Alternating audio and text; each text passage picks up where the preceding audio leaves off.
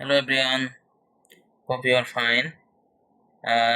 আজকে আমি আপনাদের সামনে তুলে ধরবো প্রত্যেকটা টেন্সকে আলাদা আলাদাভাবে কিভাবে প্রেজেন্ট করা যায় উদাহরণ সহ উদাহরণগুলো তুলে ধরবো এবং কিছু এর ভিতর ভার্ব আছে, সেই ভার্বগুলোকে কিভাবে বোঝা যায় এবং ভার্বগুলো কেন এরকম হলো, অনেকের প্রশ্ন থাকে বা অনেকে আমাকে প্রশ্ন করেছে, সেই প্রশ্নগুলোর একটু সমাধান আমি দিয়ে দিব।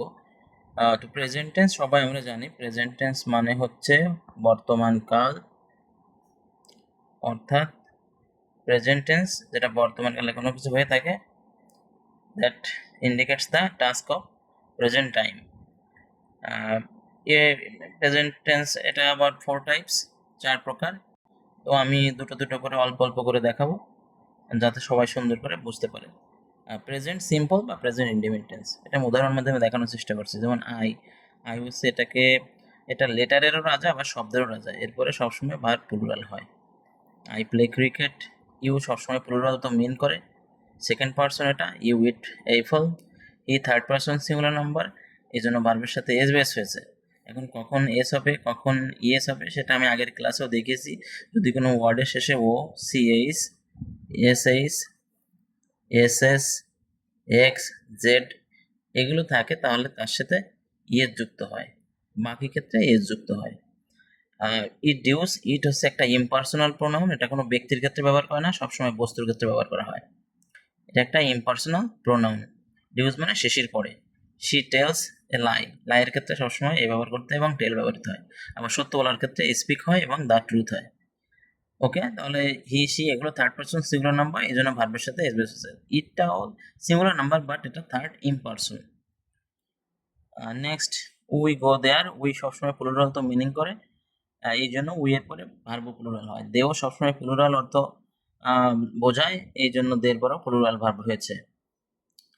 এখানে স্ট্রাকচার দেখানো হয়েছে, আই, ইউ, উই, দে, এরপরে ভার্ব অন হয়, প্রেজেন্ট ফর্ম, বেস ফর্ম যেটাকে বলা হয়।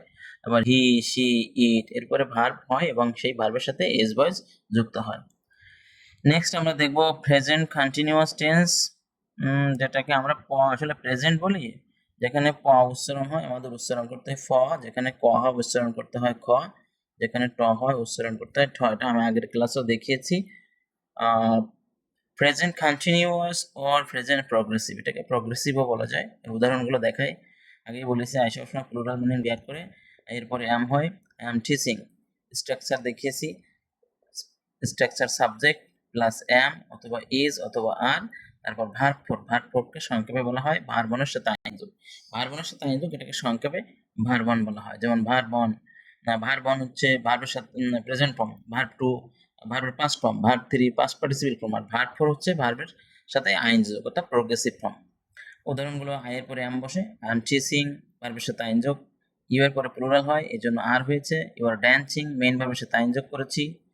He third person singular number, এরপরে ইজ হয়, রানের সাথে আইনযোগ করেছি। She third person singular number, এরপরে ইজ হয়, সাথে রাইট তার সাথে আইনযোগ করেছি রাইটিং। এখানে প্রশ্ন রাখতে পারে যে রাইট টিটা কোথায় গেল, যদি কোনো ওয়ার্ডের শেষ অক্ষরটা ভাওয়েল হয় এবং তার আগে একটা কনসোনেন্ট থাকে তাহলে এখানে আমাদের এই ভাওয়েলটা তুলে দিয়ে তার সাথে আইনযোগ করতে হয়। ওকে, থ্যাংক ইউ। নেক্সট, ইট, এটা আগেই বলেছি ইম্পার্সোনাল প্রোনাউন, সবসময় সিঙ্গুলার তো বিয়ার করে। ইট ইজ রেইনিং, রেইনের সাথে আইনযোগ। উই, এটা প্লুরাল তো বের করে, এরপর আর হয় উই আর সুইমিং, সুইমের সাথে আইনযোগ করা হয়েছে। তারপর দে প্লুরাল তো বের করে, এরপর আর হয় প্ল্যানিং। ওকে, এখানে আমি কিছু অনেকে আমাকে প্রশ্ন করেছে যে স্যার কেন আর ইউ এন, তাহলে তো এর সাথে are U N I N G যোগ করা যায়, তাহলে কেন আমরা এনটা ডাবল করেছি? হ্যাঁ, এখানে একটু বলে রাখি মজার ব্যাপার যে বি এ আর হচ্ছে বি ডাবল ও কে, অনেকে বলে বি এ ডাবল এল আর বি ডাবল ও কে, এটা একটু ভুল আছে। যদি কনসোনান্ট হয় সেটাকে আলাদা করে বলতে হয়, বি এ এল এল হবে। আর বি ডাবল ও কে ভাওয়েলের ক্ষেত্রে ডাবল উচ্চারণ করতে হয়, কিন্তু কনসোনান্টটাকে আলাদা করে বলতে। যাই হোক, তো এই যে ভার্বগুলোর আমি এখন উত্তরটা দিই, যে অনেকের প্রশ্ন ছিল এটা নিয়ে। রান, যে সমস্ত ভার্বের শেষ অক্ষর কনসোনান্ট এবং উহার পূর্বে একটি মাত্র অক্ষর ভাওয়েল থাকবে, প্রত্যেকটার আগে কনসোনান্ট, এটা কনসোনান্ট, এটা ভাওয়েল। এখন প্রশ্ন করতে পারে যে স্যার ডাব্লিউ তো একটা যেটাকে ডাব্লিউ বলি আমরা, এটাও তো একটা ভাওয়েল, বাট এটা সেমি ভাওয়েল। সেমি ভাওয়েল কেন বলা হয়? এটা কনসোনেন্ট হিসেবে ব্যবহৃত হয়, মেইন ভার্ব হিসেবে ব্যবহৃত হয়। এই জন্য এটার আগে একটাই ভাওয়েল ধরে নেওয়া হয়। ডিগ, এখানেও এটা কনসোনেন্ট, এটা ভাওয়েল, এটা কনসোনেন্ট, এটা ভাওয়েল। এই জন্য এই সমস্ত ভার্বের সাথে আইন যোগ করার সময় কনসোনেন্টটা ডাবল হয়ে যায়, কনসোনেন্টটা ডাবল হয়ে যায়। আমি এখানে লিখে দিচ্ছি ব্যাখ্যা, যে এনবি, যেটাকে সংক্ষেপে নোটাবিনি, নোটাবিনি একটা ল্যাটিন ফ্রেজ, এটাকে সংক্ষেপে এনবি বলে। দ্যাট মিনস বিশেষ দ্রষ্টব্য, আমরা যেটাকে বলে থাকি যে সমস্ত ভার্বের শেষ অক্ষর কনসোনেন্ট এবং উভয়ের পূর্বে একটি মাত্র অক্ষর ভাওয়েল থাকে, সেই সমস্ত ভার্বের সাথে আইনজি যোগ করার সময় কনসোনেন্টটি ডাবল হবে। এটা আই থিঙ্ক আমি সুন্দর করে প্রেজেন্ট করেছি। আর কিছু ভার্বের কথা এখানে বলে রাখি, যে সি মানেও দেখা, ওয়াচ মানেও দেখা, লুক মানেও দেখা, একটু পার্থক্য আছে। সি হচ্ছে আমরা চোখ খুলে সাধারণভাবে ইউজুয়াল যা দেখি, এবং আরেকটা পার্থক্য আছে নিজে সরাসরি কোনো চোখ দিয়ে যদি কিছু দেখি, যে আমি একটা গাছে সরাসরি পাখি দেখছি। এবং ওয়াচটা হচ্ছে কি, যেটা দীর্ঘ সময় ধরে দেখা হয়, টিভিতে মুভি দেখি বা ভিডিও দেখি।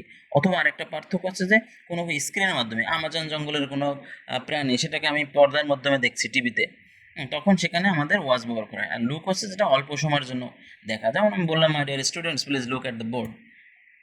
That is the difference. Okay, thank you. That's all. If you have any query, please ask me in comment box. Thank you very much.